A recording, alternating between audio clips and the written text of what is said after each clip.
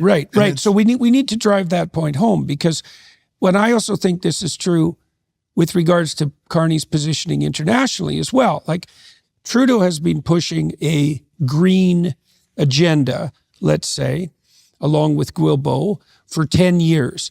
And he's doing that in the same way that the Europeans are doing that. And he's doing that in the same way that the World Economic Forum types, the Davos intellectuals, quasi-intellectuals, are promoting. But my sense of Trudeau, and I think this is valid, is that he is nothing but a follower of those ideas. But that's not the case with Carney. Carney is a major architect and initiator of such ideas. And then what's... Well, could be, but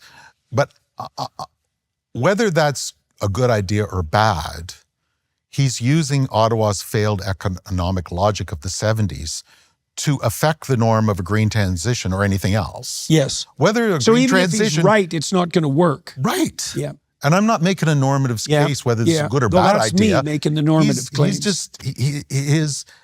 It's going to fail. And it's going to fail in obvious economics. Okay, and what'll failure look like? Well, and there's a second leg to the failure. Okay. That the most profound force in the history of mankind in economics is the data-driven AI economy. And he has nothing to say of data as a factor of production and input to AI and how we have to own and control that and harness our own AI. He says nothing about it. He has 2 sentences about be careful about privacy and social media, and that's it.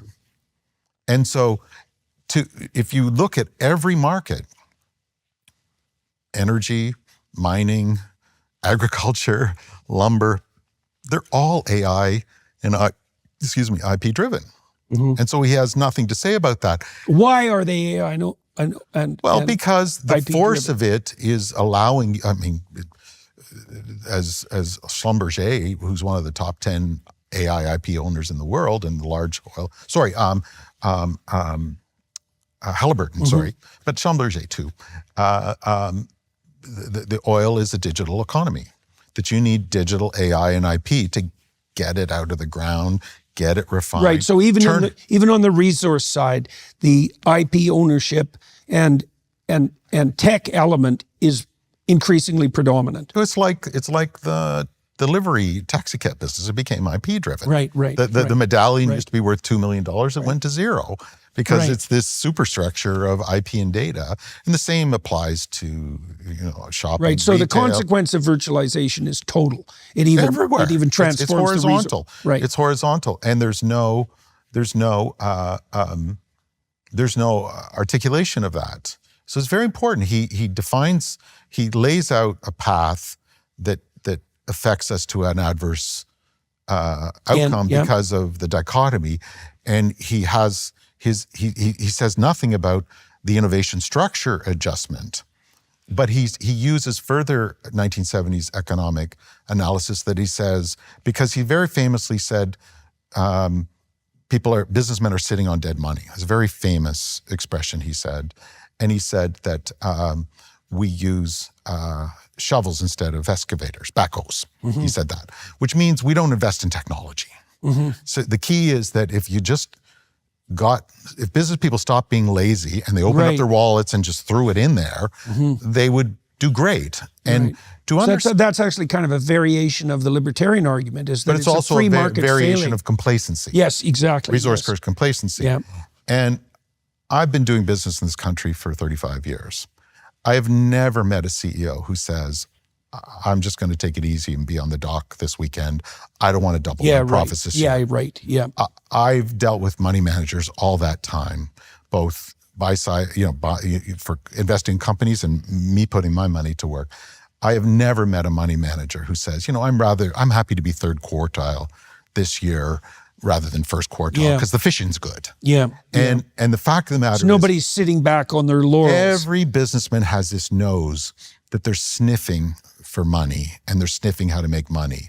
That's the game. Everybody does that all day, every day. And for somebody who's been fundamentally a career civil servant and to make these broad articulations, who has never gone out and got a purchase order and traded Canadian goods globally, that actually means that he doesn't understand the nature of how capital goes in the productivity function. Well, he's also shuffling off responsibility. Well, the issue is if you don't have the IP and you don't have control of the AI function, if you put the money in that, that accrues to the owner of that. Right. So it's like you building a house on land you don't own. Yeah. And we had an economic policy of never owning the land underneath it.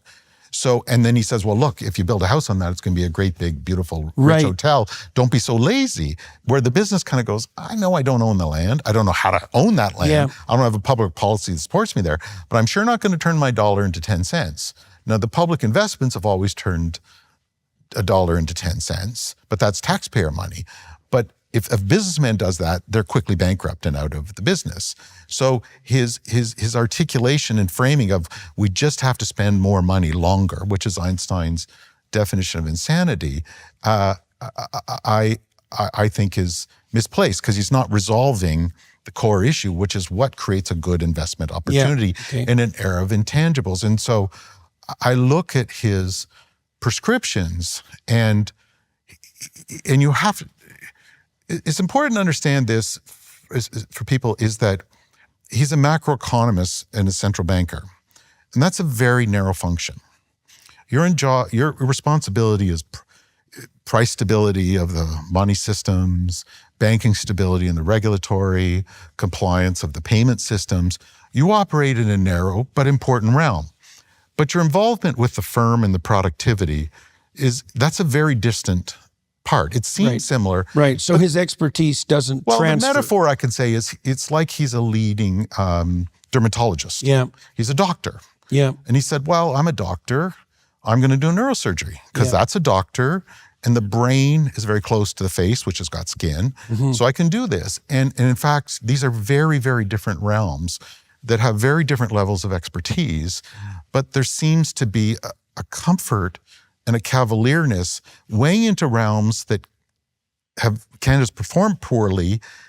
He has been part of a scene that's an architect of a scene that's performed poorly, and he has no expertise in this realm and no experience. He didn't need to have it as a central banker, but he's availing as if he does. Yeah, well, that was one of my impressions in reading the book, and too, it makes me nervous because his thinking to me is just a more efficient Trudeau.